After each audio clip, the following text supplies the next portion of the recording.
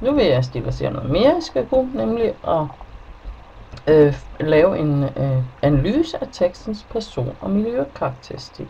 Det gør man også for at finde nogle spor til tekstens fortolkning. I kan læse mere om det i kapitel 10 i sprogets genre.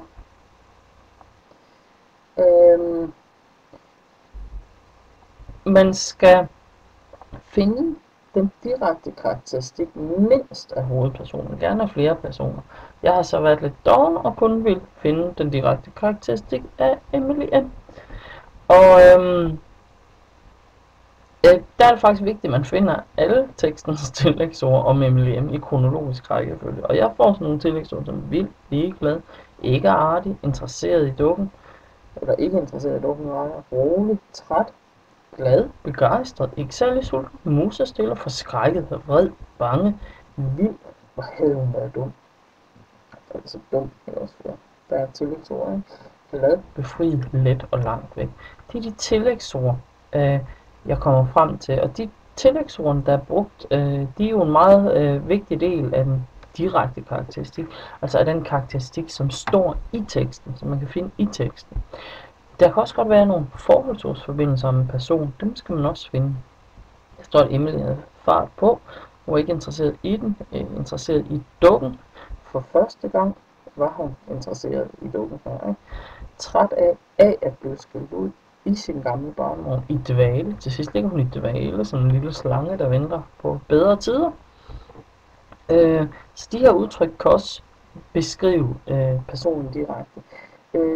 Som der ledsætning kan også beskrive personen direkte, men der er ingen som der ledsætninger om Emily.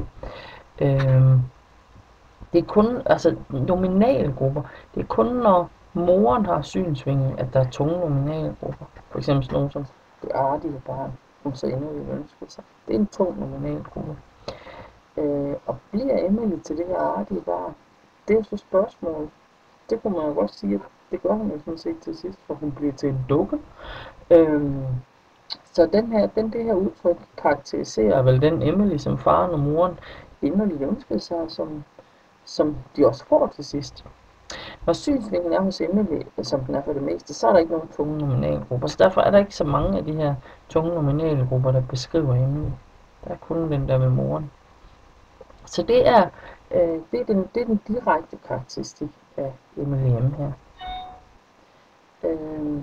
Så er der også noget af den indirekte karakteristik, fordi at der er jo mere i teksten om Emily, end det der står i tillægsordene og nominalgrupperne. Der er jo også årsagerne til hendes handlinger, og man laver en indirekte karakteristik, eller rettere man kommer frem til den indirekte karakteristik ved at finde årsager til hendes handlinger. Altså når hun gør det, hun gør i historien, så er det fordi hun har den og den egenskab. For eksempel når Emily M ikke bliver glad for dukken, så kan det jo vise to ting. Altså det kan jo vise, at hun har den egenskab, der hedder, at hun er utaknemmelig og forkælet. Eller dengang min datter på 10 år ikke fik en MacBook Air i fødselsdagsgave. Surprise.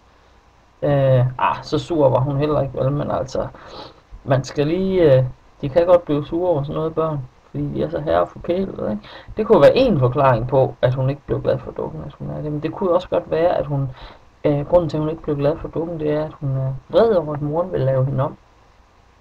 Så det er lidt svært at finde én årsag til hendes handling her på fødselsdagen der. Når Emily M på side 32 stadig tror, at dukken vil hende det godt, selvom vi som læsere for længst gennem fortællerens forudgrivelser har regnet ud, at dukken ikke ville hende det godt, så får det ligesom Emily til at fremstå rimelig naiv og også rimelig ensom, fordi hun må godt nok være desperat efter en ven, siden at hun synes, at dukken ville være en god og sød ven. Så det er sådan noget af det, teksten indirekte siger med Emily M. Ensom, lidt naiv og temmelig vred over, at moren vil lave hende om. Jeg tror, det er den forklaring på. Det er det, der er forklaring på, at hun ikke bliver glad for dukken på sin fødselsdag. Dukken er et symbol på, hvad moren vil lave hende om til, og et symbol på, at moren ikke tager Emilys egne ønsker og personlighed alvorligt. Så det er nogle af de ting, vi kan bruge til at komme frem til den indirekte karakteristik af Emily. Vi kan også undersøge ikke bare, hvad hun gør, men også den måde, hun taler på. Den måde, hun taler på i forhold til den måde, de andre taler på. Altså når synsvinklen er hos Emily, og når den er uden for personerne, så er sproget forholdsvis mundtligt eller barnligt, typisk børnesprog. Hendes replikker er også sådan, når faren taler, og sproget bliver voksent, så er der skriftsprogsagtige ord som adfærd. Det underlige, det er så bare, at dukken også taler voksen. Dukken taler fuldstændig ligesom faren. Altså sådan en replik som fra mere i dag skal I aldrig mere få noget at beklage over med hensyn til min opførsel. Altså der er jo både forvægt, altså meget inden, altså der kommer rigtig meget i den her sætning inden skal, fra og med og i dag, det står alt sammen i forfeltet, så der er forvægt. Så er der et adverbielt led i forfeltet, en forholdsårsforventelse, altså fra og med i dag. Så er der en meget komplekst genstandsled, noget at beklage over, og der er også en nominalisering, nemlig opførsel. Ja. Det er udsagnordet at opføre, der er blevet lavet om til et navnord. Alle de her træk, nominalisering, forvægt, adverbielle led i forfeltet, det er sådan typisk voksensproglige træk. Så dukken hun taler fuldstændig som en voksen, og helt anderledes end Emily M. gør. Emily M. siger også på side, eller tænker også på side 27, at stemmen var hendes egen, men ordene ville hun aldrig have fundet på. Nej, fordi dukken taler voksensprog, Emily M. taler børnesprog.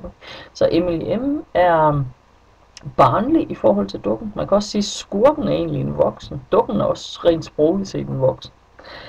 Man kan også sige noget om, og så er det jo klart, at hun kan narre Emily M. Ikke? Altså, det er jo egentlig en indholdsmæssig voksen person, der kommer og narrer en, der er barn. Sorry, der kommer jeg til at trykke forkert.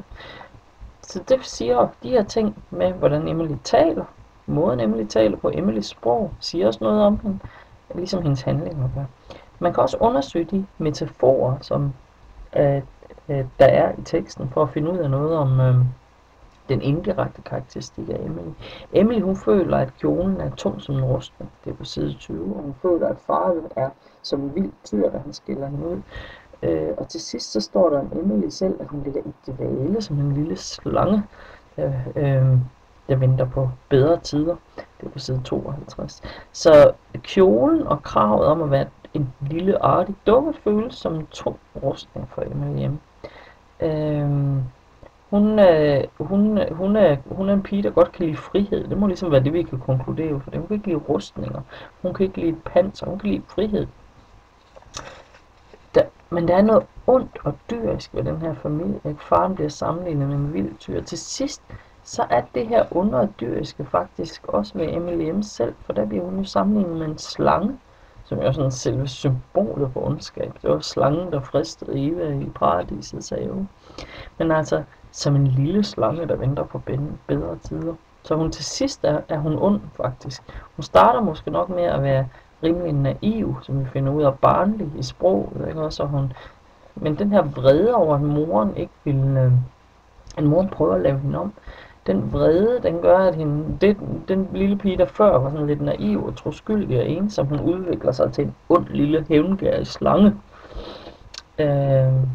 Det var den indirekte karakteristik af Emily M. Og den direkte, det var den, jeg lavede på forrige side. Man kan også lave en indirekte karakteristik af miljøet ved at lægge mærke til de omgangsformer, der er mellem menneskene og miljøet. Forældrene er de meget glade for ro og stillhed, og der bliver skældt meget ud. Og datteren Emily M. tør ikke se sin far i øjnene. Så går man også rimelig meget op i, hvad tingene har kostet. Ikke? Det er i hvert fald noget, mor tænker, den har været dyr, den her dukke. Og det er alt sammen sådan noget, man kan se. Man kan også se det faktisk i billederne, men også i ordene. Det er et meget regelfikseret miljø, sådan lidt forkrampet og stift miljø. De ser ikke så venlige ud på billederne heller, forældrene.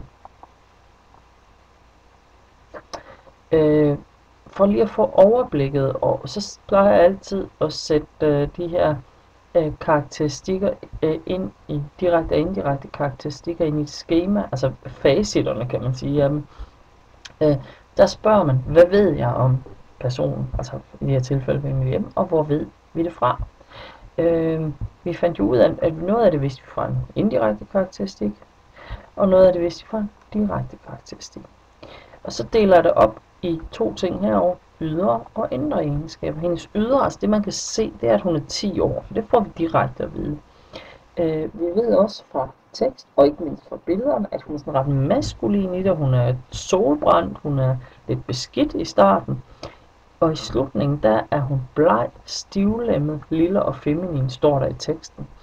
Og det der med, at det er dukken, hun kommer til at ligne, det ved vi fra billederne direkte, ikke også?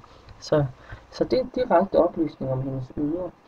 Indirekte om hendes ydre, der kan vi altså også regne ud, at hun er meget larmende, fordi hun får hele tiden skæld ud. Vi kan også regne ud, at hun er et barn, og ikke et særligt velartikuleret barn på sproget. Altså, hun vil aldrig kunne finde på, og hun vil aldrig kunne finde ordene til at svare far på samme måde, som dukken svarer far. Så det er det, vi indirekte kan regne ud om hendes ydre. Altså, at hun er ikke god til ord, og hun er til gengæld god til at larme. Det er nok derfor, hun hele tiden får skæld ud. De der børn, der ikke er så gode til at bruge ord, de bruger tit sådan nogle lidt mere voldsomme virkemidler. Det er det, vi ved om hendes ydre. Det vi indirekte får at vide om hendes ydre, er jo egentlig ikke i modsætning til det, vi direkte får at vide. Så det passer meget godt sammen, indirekte og direkte karakteristik her. Direkte, der får vi at vide, at den direkte karakteristik lå jo i tillægsordene. I starten er hun vild og uartig og ligeglad med at blive skældt ud, står der direkte. Senere så bliver hun så klar over, at hun er træt af at få skæld ud. Senere så bliver hun glad og begejstret over sin nye ven, og så bliver hun rolig og stille, indtil hun til sidst bliver bekymret, bange og derefter vild og vred. Og så ender hun glad og befriet. Det er i hvert fald det, der står direkte om hende. Det er, at hun følte sig glad og befriet. Det er ligesom de sidste tillægsord. Det er det, vi får direkte at vide om hende. Indirekte, der får vi at vide, altså direkte får vi faktisk at vide, at hun får fred. Også. Indirekte, der får vi at vide, at hun er fred over, at moren vil lave hende om. Det får vi at vide ud af den måde, hun reagerer på sin fødselsdag. Det kan være, hun er det kunne også være det, fordi hun er utaknemmelig, og hun ikke bliver glad for gaven. Det kunne også være det andet. Hun er ikke god til at udtrykke sig. I et sprog, de voksne accepterer. Hun er drillesyg. Hun vil gerne drille og narre far og mor. Hun er ensom. Hun er rimelig godtroende og naiv, og hun vil gøre alt for at få en ven. Hun keder sig nemt. Hun skal bare lige sidde i barnevognen lidt, så keder hun sig. Hun er en meget aktiv pige.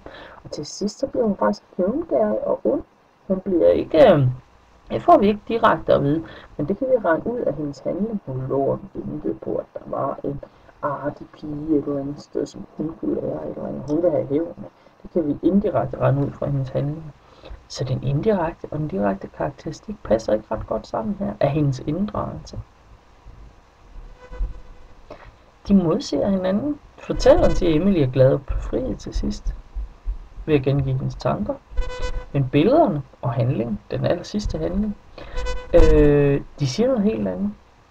Og det er i sådan nogle modsigelser her, i sådan nogle vacancies, at der ligger nogle spor.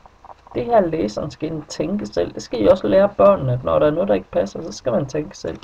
Det vi ved om miljøet direkte, det er, at på billederne, der kan vi se, at de bor i deres eget hus. Det er sådan rimelig pænt, småborgerligt. Der er ikke rigtig noget vi kan sige om, at der står ikke noget direkte om, at det her var en patriarkalsk familie, eller det her var en meget disharmonisk familie. Det står der ikke noget om, det skal vi selv regne ud. Så derfor har jeg lavet den sort. Indirekte, der står der ikke noget om det ydre, men indirekte står der en masse om de indre værdier her. Det er en meget patriarkalsk familie. Moren står, når der skulle siges noget vigtigt, stod moren altid med ryggen til køkkenbordet. Det er faren, der råber og skriger. Det er et hæmmende miljø. Pigen tør ikke sige noget. Det er regelfikseret. Man skal være stille. Forkrampet. Det er materialistisk. Og det fremgår sådan set indirekte både af billederne og teksten. At det er sådan. Det er det, vi ved om miljøet. Hvis nu eleverne har svært ved at lave sådan, altså den personkarakteristik, vi har lavet indtil nu, det er jo jer som lærer, der skal lave den for at finde ud af, hvor tekstens spor er. Når nu eleverne skal til at arbejde med personernes egenskaber, så kan aktantmodellen være en god støtte, fordi en persons placering i aktantmodellen afgør, hvilke egenskaber han eller hun har. Så eleven får ligesom mange tillægsord foræret, hvis han nu kender den enkelte aktant typiske roller. For eksempel subjektet er altid modig, eventyrlysten, åben osv. Så hvis han kan få øje på Emily M, hun kunne være subjektet i den her historie, så er der også nogle egenskaber, som læseren i hvert fald kan undersøge, om Emily M har. Er Emily M modig? Ja, det er hun da vist egentlig. Men hun er også lidt bange. Hjælpsom, åben? Ja, det må man sige. Hun hjælper godt nok dukken. Altså det der med at bruge aktantmodellen, det er selvfølgelig kun smart, hvis den ligesom sidder fast fra tidligere forløb, f.eks. fra eventyrforløb. Ikke? Fordi når man forsøger at placere en novelle eller en billedromans person i aktantmodellen, så vil man opdage, at det interessante, det er egentlig der, hvor der mangler nogen. I Emily M, der viser hjælperen sig at være modstander. Det er det, der er det interessante ved den her. Emily M, hun har faktisk ingen hjælper, men det opdager hun alt for sent. Hun tror, at dukken er hendes hjælper. I starten, der hun er subjektet. Det er hende, der vil noget her. Ikke? Hun vil gerne have lov til at være sig selv, og hun vil også gerne have sjov og underholdning. Det er det, hun vil sådan på et overfladisk plan. Hun keder sig, da hun sidder der i barnevognen. Hun keder sig, da hun sidder oppe på sit værelse. Så hun vil gerne have sjov. Det er sjov og underholdning, der er objektet. Hun tror, dukken er hendes hjælper. De skal narre far og mor, så hun ikke skal have så meget skæld ud mere. Og når de først har narret dem, så vil far og mor lade hende være, så hun vil lege i fred. Hun tror, at dukker er hjælperen, og forældrene, det er modstanderne. Der er ikke rigtig nogen giver, og så viser det sig altså også, at der ikke rigtig nogen modtager. For der er jo aldrig nogen modtager, når der historien ender skidt. Det er det, hun først tror, Emily, og det er det, vi måske som læser også tror lige i starten. Men hun opdager på et tidspunkt, at hun ingen hjælper har. Dukken er faktisk også modstander, ligesom forældrene. Måske er dukken i virkeligheden værre modstander end forældrene. Så det er det, der gør det her sådan en tragisk historie, det her. Så den kan man bruge i undervisningen, aktantmodellen. Men Merete Brydholm, hende der har skrevet læseforståelse, hvorfor og hvordan, hun anbefaler også, at man bruger sådan noget, der hedder sammenligningskort. Man bestemmer sammen med eleverne, hvad de to vigtigste personer i historien. I sådan en historie som den her, der kunne man måske nemt blive enige om, at de vigtigste i historien, det er dukken og Emily. Og så læser man et afsnit ad gangen, f.eks. en side ad gangen, eller 2 sider ad gangen. Når man har læst de 2 sider, så laver man et stop for at skrive ind i sammenligningskortet. Og det er egenskaber, man skriver ind. Altså, når man har læst de første par sider, så kan man måske, og man har fået dukken, så kan man måske sige noget om, at Emily M er solbrændt. Det er dukken ikke, den er hvid. Emily M er drenget, det er dukken ikke, den er sådan piget, den har kjole på. Så det er sådan, herude, der er det, som de er forskellige på, de egenskaber, hvorved de er forskellige. Modsatte egenskaber. Ikke? Herinde, der er det, som de er ens med. Altså, det er begge 2 piger, det er en pigedukke, ikke også? Så på den måde, så har de lidt til fælles allerede i starten. Og så lader man måske eleverne, efter de har læst de første par sider, læse par sider mere, og så kan vi sætte lidt mere ind. Vi ved nu, at vi fik allerede først at vide, at Emily var meget urolig. Men nu ved vi også, at pigen er mærkeligt rolig, eller at den anden pige, dukken, er mærkeligt rolig. Så det er også en modsætning. Så sker der noget, når hun kravler. Så lader man eleverne læse videre, og så når de til der, hvor at dukken, hun lige stikker foden ud af klædeskabet og begynder at snakke, og så opdager man, at Emily M og dukken har noget mere til fælles. De er begge 2 levende. Og for uden at hun er mærkeligt rolig, så virker hun også enormt udspekuleret, den her dukke. Det gør Emily M egentlig ikke. Hun virker ikke særlig udspekuleret eller klog. Men hende her, hun har en plan for, hvordan de skal narre far og mor. Så lader man eleverne læse lidt videre og se, om de kan finde flere ting, de her 2 personer er forskellige og ens med. Og så opdager man, at efterhånden opdager man altså også, at Emily M, hun er rimelig godtroende. Hvorfor vil du egentlig hjælpe mig? For ikke at vide hvorfor. Og Emily M, hun tror bare på, at dukken vil hjælpe hende, så hun ikke har fået noget at vide. Så godtroende, naiv. Vi læser videre i historien. Og på et eller andet tidspunkt så opdager vi også, at dukken er ond. Dukken behandler ikke Emily M sødt. Dukken skubber Emily M helt nærmest ud over kanten af sengen. Det kan man se på billederne, og dukken prøver på alle måder at få Emilie M's stue ud af vejen, så hun kan overtage Emilie M's identitet. Det her, det er ifølge Merete Brydholm en overskuelig måde for eleverne at lære og lægge mærke til ting i teksten efterhånden og undervejs de læser.